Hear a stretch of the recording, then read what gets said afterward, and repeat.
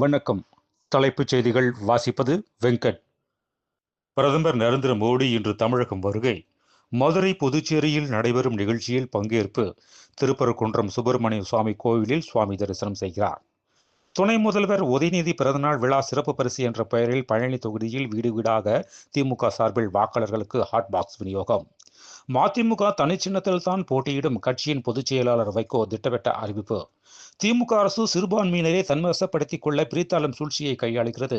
பாஜக மாநில தலைவர் நயினார் நாகேந்திரன் குற்றச்சாட்டு. கிரேடு வாரியான ஓட்டுநர் உரிமம் வழங்கும் நடைமுறை விரைவில் அறிமுகப்படுத்தப்படும்.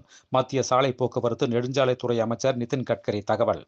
பிரதமர் நரேந்திர மோடிக்கு இஸ்ரேல் அரசின் உயரிய விருதான நெசட் பதக்கம் இஸ்ரேல் நாடாளுமன்றத்தில் உரையாற்றிய போது வழங்கப்பட்டது.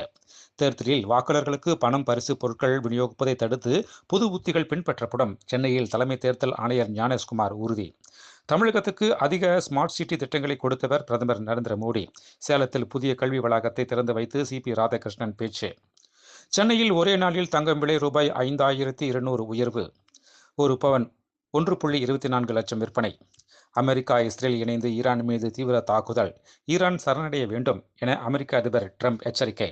கிருஷ்ணகிரி மாவட்டம் அஞ்செட்டி அருகே பாலியல் தொந்தரவால் பெண் குழந்தை உயிரிழந்த சம்பவத்தில் திமுக இளைஞரணி நிர்வாகி பெரியநாயகம் கைது செய்யப்பட்டார். ஏப்ரல் 1 முதல் நாடு முழுவதும் 95 ஆக்டேன் தளத்தில் எத்தனால் கலந்த E20 ரக பெட்ரோல் விற்பனை. மத்திய பெட்ரோலியத்துறை அமைச்சகம் அறிவிப்பு.